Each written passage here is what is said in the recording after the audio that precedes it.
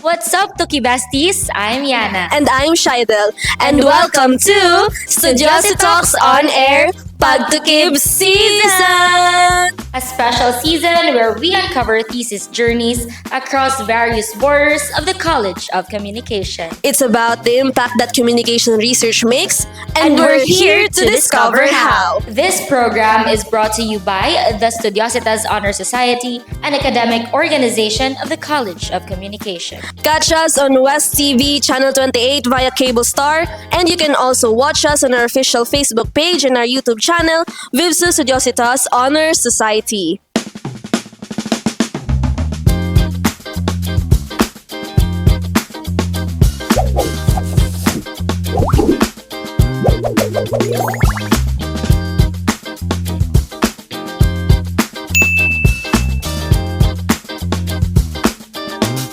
So, na-remember mo pang last episode about the Mikilingkis? Of course, balaman ko nga kaya ko tong isa sa host. Ay, oo, Nagdumduman ko gito, but dumduman ko gapon asa subang mga learnings. Yes. Na pa ako kay ng Bea, kay ng Jayan, kag syempre kay Ma'am Pero Josie. feel ko one of these days, gusto ko matilawan ang Mikilinggis. Kung Yeah. ano, gima lang sabor Correct. yan. Kay, ang pag-describe nga daan nila, doon na intriga, gid ko eh. Oo. Kay Lumi ko no, suwa pero- ko nga do lomi. Diba? So ano sinaihan ang sabor? Kaya ang akon gid nga pamangkutanan kay ng Jayan, kay ng Oo. Bea, nga sang nag-ubra sila sa nila thesis, wala man sila ihan gingutom. Kapag ganin nila, di ba katatlo sila magkaon, di ba? So let's make it 5 next time. Ano tapatanta sila? Oo, dapat ma-surpass ang number of eating nila. Ay, Charis. So in our last episode, no, we were joined by Professor Josel Aranas together with our development communication alumni, Manang Bea Subega and ng Jayan Xiaotong, diving in deep with their research and how they overcame different challenges and what made them choose their topic. Through this, we realize how case study research goes beyond academic compliance. It's a thoughtful exploration of real-world issues that leads to awareness, learning, and of course, impact. So for episode 3 of this special run of Studiositas on Air, we go deeper once again, discovering new learnings, genuine stories, and uplifting perspectives that keep the discussion going.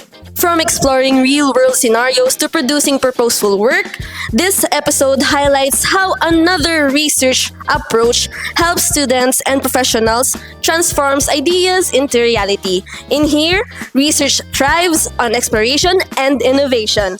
Ugdan niyo kami sa pagtukib sa mga sugilanon nga nagapadayon sa likod sa mga papel kag presentasyon. So for our third episode, we will be joined by a faculty member of the West Visayas State University's College of Communication from the Division of Journalism. Although she cannot be here with us on set today physically, she will be joining us virtually. So we have our college secretary, Professor Lara Jeunesse Villaruel. We also have our Bachelor of Arts in Journalism alumnus, Nong John Felip Gerasol. Our guests will share their experiences and learnings, giving us a closer look at their research journey and the insights they gained along the way. So thank you so much, Gid Nong, for being with us today. Thank you, Gid, sa pagbaton sa amon invitation nga matupod sa podcast. It's an honor to have you here today, Nong. So, kumusta ka man, Subong? Kumusta ang life after graduation? Grabe na on the spot ako sa life after graduation.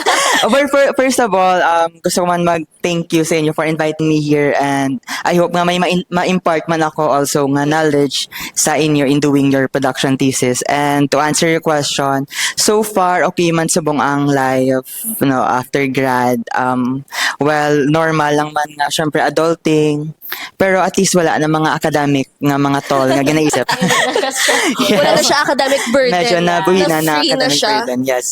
So to begin our discussion now, how did your collaboration as a student and then with your advisor shape the outcome of your thesis journey? Well, first of all, gusto ko gid i-commend, of course, our thesis advisor, si Sir Ricky, because siya gid ang nag-guide sa amon along the way. The great Sir Ricky, of course. Shout out, sir. Yes, sir. Shout out, sir.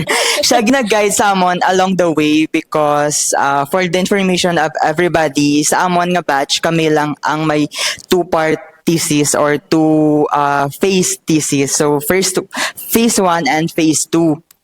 So, do ano na siya, or in simple terms, do dalawa nagka-study ang amon gin-produce. So, naga-stress out kami that time because pila na lang ka months before ang defense. So, mayo man kay Ari si Sir Ricky to guide us along the way, and ginahataga na kami tips kung paano siya ma-survive no, before amon nga defense. So when you say duwa ka phase in yung thesis nung the whole group kids sa duwa ka thesis or dugin divide yun na siya? Yes, we are one group lang actually, so we are composed of 7 members. So since nag-opt kami into a production thesis, nag-decide ang faculty nga i-divide kami into 2. So the first phase is the production of the Bilag-Bilaga comics journalism. So Bilag-Binaga is the title of our comics. So, and the phase 2 is or determining the level of understanding of our respondents pertaining to our comics journalism material. Pwede mo kami nung ma-walk through kung ano ginman bala ang binagbinaga nga nga comics. Anong unod ya? Yes, of course. Bilag-Binaga comics journalism, it is rooted actually from us. No, so first, no, sa actualization ang stage, nag-bank kami on each other's perspective, on each other's experiences, no, kung ano bala ang amon nga gusto nga maging root sa amon nga topic sa thesis. So since some of our members are artists, naga-do comics or naga-editorial cartoon, so nag-bank kami on that idea nga what if ibutang namo ng isa ka political issue or isa ka social issue in a comics platform, relevant pa bala siya gyapon or effective pa siya gyapon as a tool of information dissemination. So amo na ang root. That's why nga nag-obra kami sa comics journalism. And there is a fine line with comics and comics journalism. So comics itself is sequential art, man siya gyapon sang graphics, illustration, and text, pero do mostly fiction lang siya.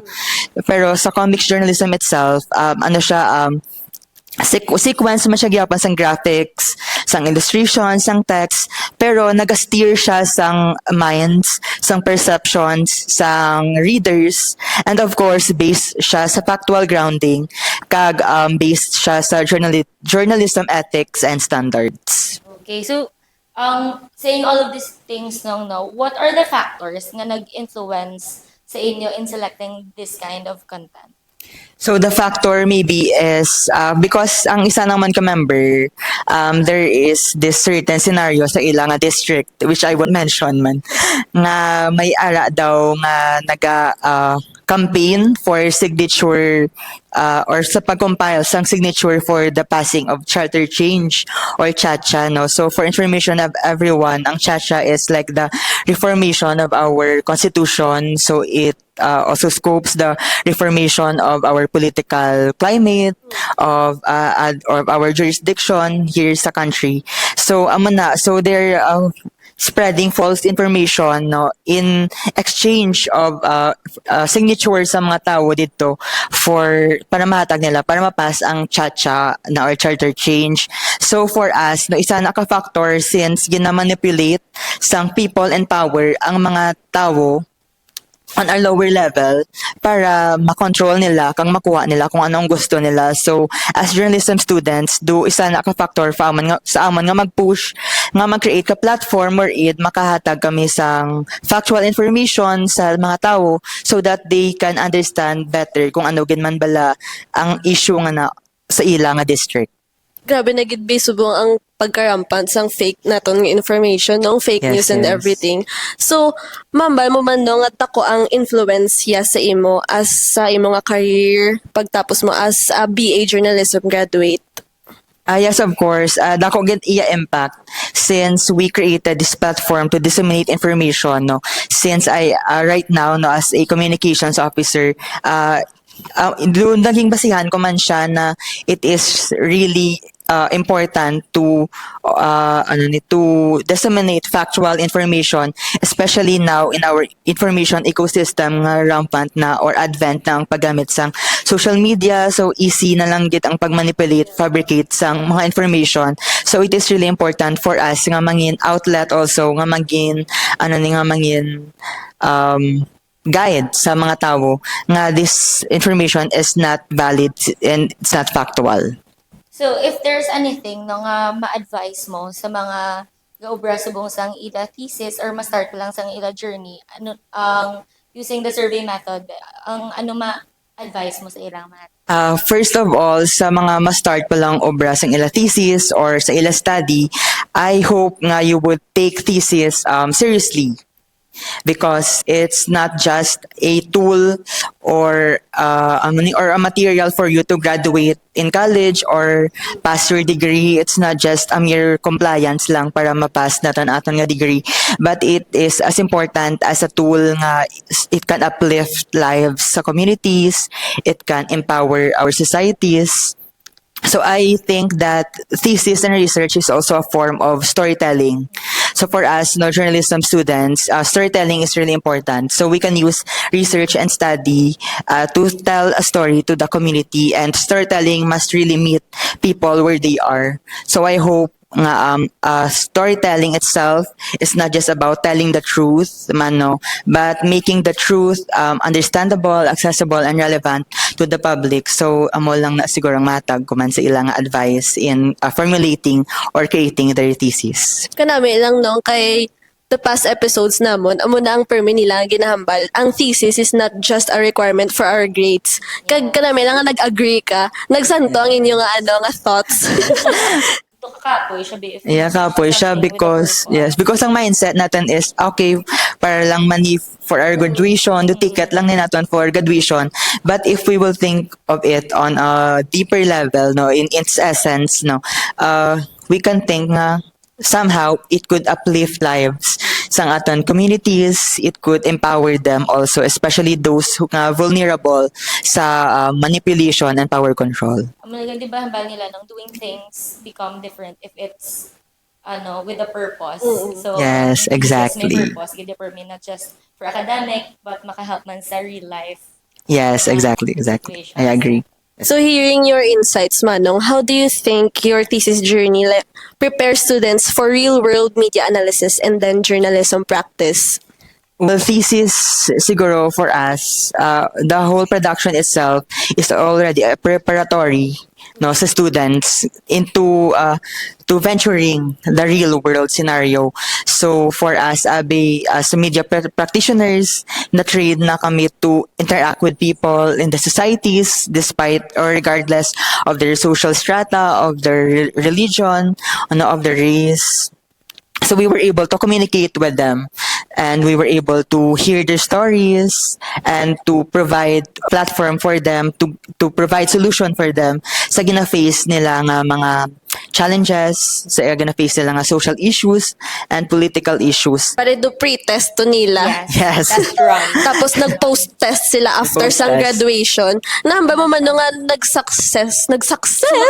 Sumakses ba kayo sa amo sina nga nga part? Because we were able to produce the comics itself. I think nag-success man siya or nag-succeed man siya in a sense. So may ara kami physical copy of the comics itself, and then sang ginhatag siya naman sa amon nga respondents, since ang amon nga goal is to test or to determine their level of understanding. So we really met the standard or the level na gusto namon i-meet, wherein mahambal naman nga yes na understand gin man nila ang amon nga comics.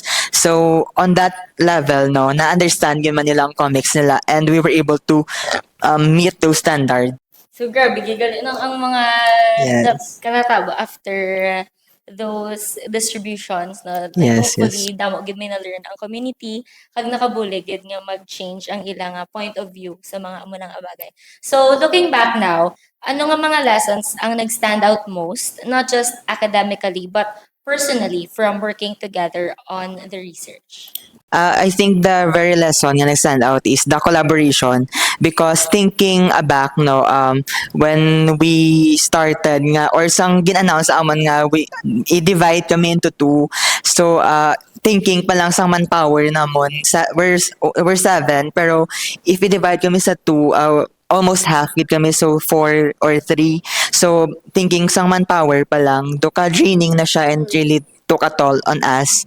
Then given also some time constraints since pilal na lang to ka months before ang defense. So grabe amon nga rush. But thinking before no and realizing it now, the power really of collaboration and knowing also your goal, your essence, and your ano nin your ang gusto nyo i-aim for the community itself. So that is something powerful and no na or nothing can ever reckon that goal for all of you. And I am also thankful man for Sir Ricky, for our thesis advisor na for guiding us. And I think hindi man kami pagkataga ni Sir Ricky siguro sang two-phase nga thesis if he has no or hindi siya kampante trust. or wala siya trust sa amon. So speaking no, nung you mentioned collaboration, so I think this collaboration wouldn't be possible without our mentors or thesis advisors nga mag-guide sa aton. So I think ma-remember sa mga audience nga may ginhambal ko kagina nga she cannot be with us today. So she will be sharing more about some of the memorable moments nga nagkatabo in working during the thesis, kung paano mag-provide direction sa students and developing a more personal identity on the research na ginaubra sang students man. Giving advice also to other mentors kung paano mag-mentor man sang ila students and how important mentorship is in doing a thesis. So, let's watch this.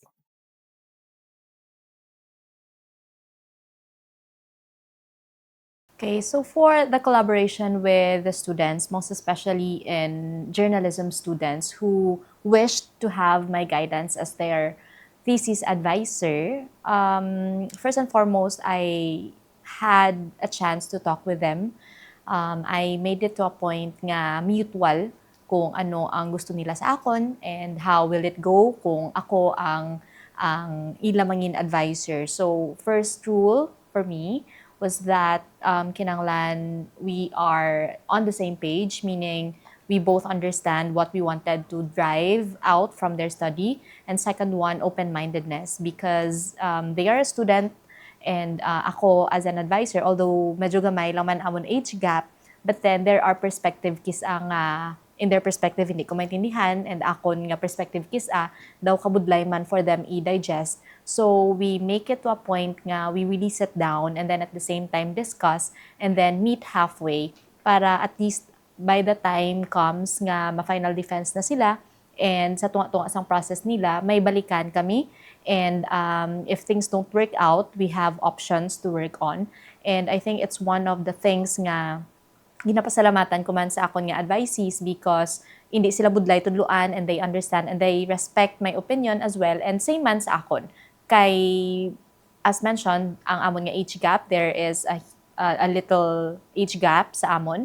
May mga perspective nga daw malabo for me. But then, they never fail to make me understand where they are coming from. And I think with that dynamics and mechanism, we were able to meet halfway and natapos naman successfully ang ilang thesis.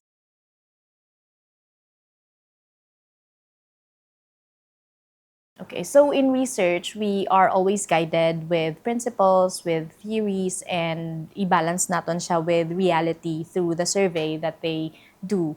And me, as an advisor, syempre as a teacher, no, hindi ginamalikawan nga i-push mo gid ang learning nga gusto ni mo i-impose for them. But then, at the end of the day, I always have to realize and itatako man sa pinsar ko nga advisor ako. And at the end of the day, the thesis advices that I have sa isa ka group, may ara sila 5. And i-consider ko nga there are 5 different perspective man nga sila mismo nag-battle within themselves. So, ang akon ginapaminsar nga balance lang per me, from the first point, if they ask my opinion on how to do things, I lay them down and I cite previous examples nga magamit nila. But then, hindi man sa tanan nga beses no or sa tanan nga tiyempo ang mga examples kag ang mga laygay ko sa ila gaka-try nila or gina-implement nila because for them, there are several processes as well nga along the way ma-discover nila within themselves throughout the research process nga naga-work man gali. So it's also another learning point for me nga to be open-minded as well, not because I'm just the advisor, no. As an advisor, I also have to challenge myself to be open-minded and to accept whatever idea that they have. At the end of the day, it's their thesis, it's their way of learning, and it's their body of knowledge nga idugang sa study and sa media as a whole.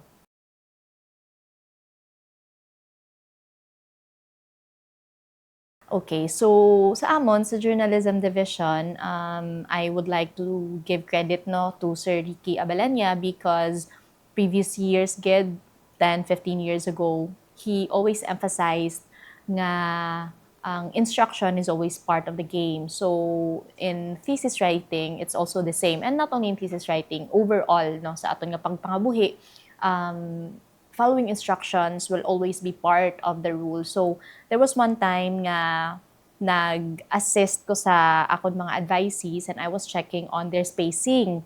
So, spacing is just, little part of the technicality of a thesis. Pero kung hindi mo siya bimakayo, kung towards the end ka na, hindi ka gidya kahalin. So, meaning, kung salain mo spacing, you will not get approved by the dean. So, last year, I think it was last year, so nagakaran-karan na tanan and all. It was memorable for me because my students, my advisees mentioned towards the end nga manugbind na sila nga ma'am, tani namati kami sa imo from the very beginning pa lang, spacing biskan gagmay lang gin sunod na namon because amugali nang makapadugay sang amon nga approval. So it was memorable for me because dira sila sagwa sa lobby nagatapik sa printer kay biskan balaan ibutang nimo for example ang margins sa computer nga 1.5 pero ang gwa niya is 1.7.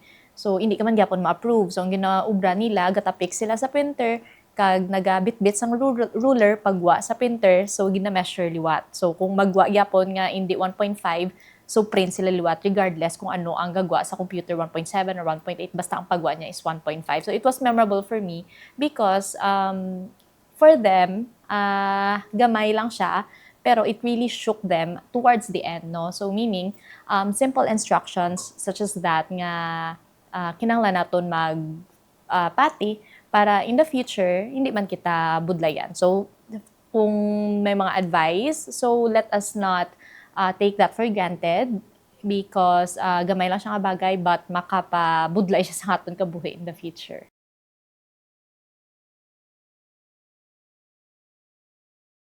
For journalism students, as mentioned sa mga students ko, before we just focus on case analysis, on case studies, but right now, nag-evolve man ng aton nga mga students and, the body of knowledge that they wanted to explore on, more on production and evaluation na siya subong. And that kind of production evaluation, naga-make kami sang comics, naga-make kami sang newsletter or sang magazine, it really involves survey method. And in that way, survey method is really helpful not only for our students, but of course, sa amon nga beneficiaries sang studies because this will entail different kinds of feedback that will improve this kind of material. So for example, ang isa namon ka-advisee nga group will have to make, right now I'm handling women embroiders, no? Naga-embroidery sila. So, wala sila any campaign material or information material. So, isa siya ka production and evaluation method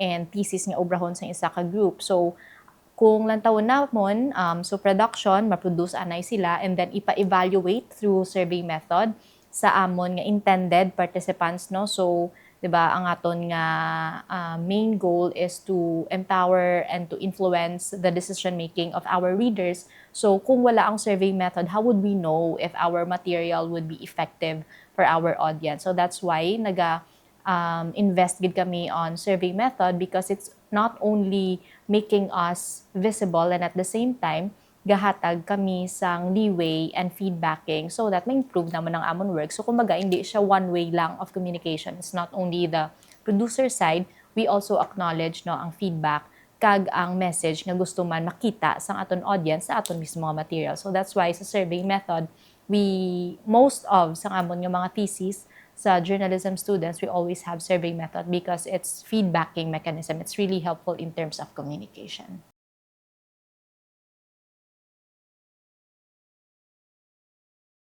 For me, as an advisor, the very important lesson nga madala nila as student and nakon man as advisor, not only in work, not only in our passion that we do, but in everyday life is to really show up. Show up in a way nga happy ka mo. For example, nag-submit ka mo chapters 1 to 3, it was your pride, kay ginpulawan nyo, pangabudlayan nyo, pero paglabot sa advisor nyo, may mga corrections and all, it's part of the process. Correction is always part of the process. What really matters is that you show up again to correct your mistake and to improve your work. Kaya hindi man lang natapos sa pagpasa ninyo ang process, ang research. It's more than that. So, gina-practice ang patience, gina-practice ang resiliency, no? Kay biskan sa inyo, okay na ning thesis nyo, makipag-away gid ka mo, i-defend nyo gid siya sa thesis defense nyo, pero the panel thinks it's not good enough. You have to show up again and show them nga, this is what we can do more para magdugang sa value of knowledge for our thesis. So, same man na sa life naton, regardless kung ano pa da ang challenges natin in the future, ano nga mga masakit or ano nga mga kabaldahan ang maagom natin in the future. But when you show up every single day, it makes a difference. Bisan gagmay lang da, biskan tamad ka or nasakitan ka sa ginhambal sa advisor mo, nga daw basura ang ginsulat mo, you just have to show up because matapos gina. And it's always part of the process. And that's research. Amo na gani, kuno sa research, gapangita ka sang problema, ikaw man masolve sang problem mo. So, that's the beauty of it.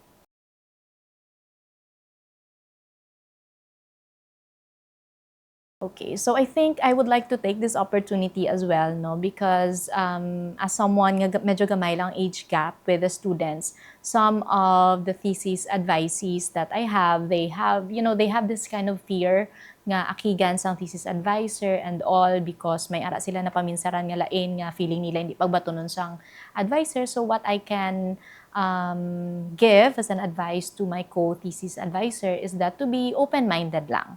Because there are a lot of perspective and brilliant ideas nga may ara ang students nga wala iya sang aton simpo or sang simpo ninyo 15 years ago. And might as well nga i-entertain lang and to accept whatever nga mga idea may ara ang students naton because it can also help their thesis, not only their thesis, but you as well as a person because it's a two-way process, thesis advisor and thesis advisee journey and relationship. It's not just about thesis, it's not just about relationship, but how you grow as a person and as a researcher. So just be open-minded. Very eye-opening ang insights ni Ma'am Lara, no? Yes, it's very Anong mambal niyo enlightening. sa ano man dito kay Ma'am Lara? Na-enlighten, gid ko ga. Do ka ano gid na papasalamat ka gid nga may advisors or may mentors nga nagaguide sa aton nga research, no? Yeah. Kaya mo man nakaginang hambal ni nung What Philip. would we do without Yes. that? Ganon. Ganon, ano ko, damo-damo kita na ko ang insights, no, from Ma'am Lara and then nung Philip. Realizing how intricate survey is, especially when it comes to uncovering patterns, themes, and the different variations in media forms. But of course, hindi lang kita dapat puro seryoso, no? Kaya nag-prepare gid Uy, kami sang grabe. game para kay nung Philip, nga Yes. bala naman do ma-enjoy, ya.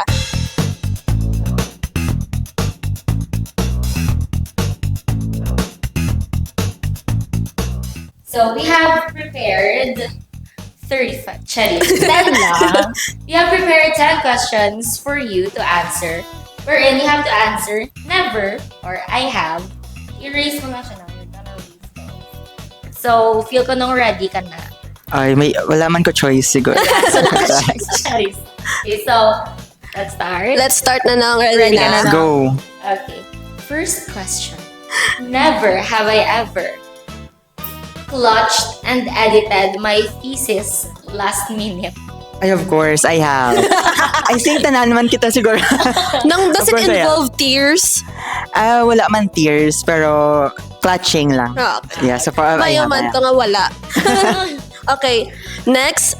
Never have I ever stayed up all night to meet a deadline. Of course, I have all night until morning. Yes. Wala 32 tulog, hours. guys. Oo, wala. The zombie mode. So, never have I ever had an interview go completely off track. So far, never pa naman. Wow. Thankfully. Nang anong tips ng Gusto pa lang siguro. Ay! Tapos, next, never have I ever lost my notes right before writing a story.